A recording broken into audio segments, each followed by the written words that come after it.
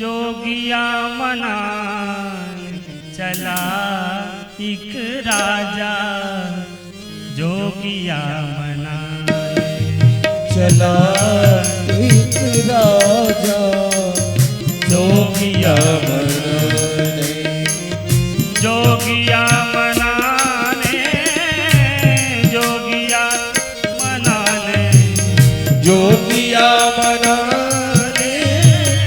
जोगिया मनाने, जोगी के चरणों में शीश नवाने, जोगी के चरणों में शीश नवाने चला एक राजा, जोगिया मनाने चला एक राजा, जोगिया राजा दशरथ महर्षि वशिष्ठ के पास गए। महर्षि वशिष्ठ ने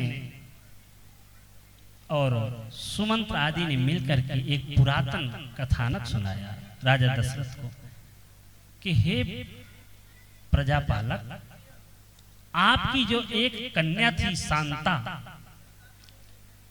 जिसको आप अपने मित्र को दे दिए थे। अंग देश का एक राजा था, वो राजा दशरथ का मित्र था।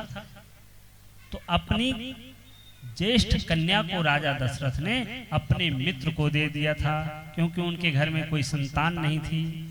एक दिन की बात है, आप धैर्य धारण करके बैठेंगे, थोड़ी देर शोर नहीं मचाएंगे, कुछ ही क्षणों में दिव्य झांकी का दर्शन करेंगे और जमे जमाए बैठे रहो 10-15 मिनट और। तो राजा दशरथ की जो ज्येष्ठ कन्या थी वो श्रृंगी ऋषि को विवाहित थी।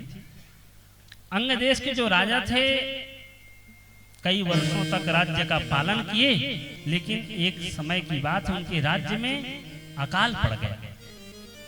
तो सब ने कहा कि यदि श्रृंगी ऋषि आ जाएं तो आपके राष्ट्र में, आपके देश में वर्षा हो जाएगी।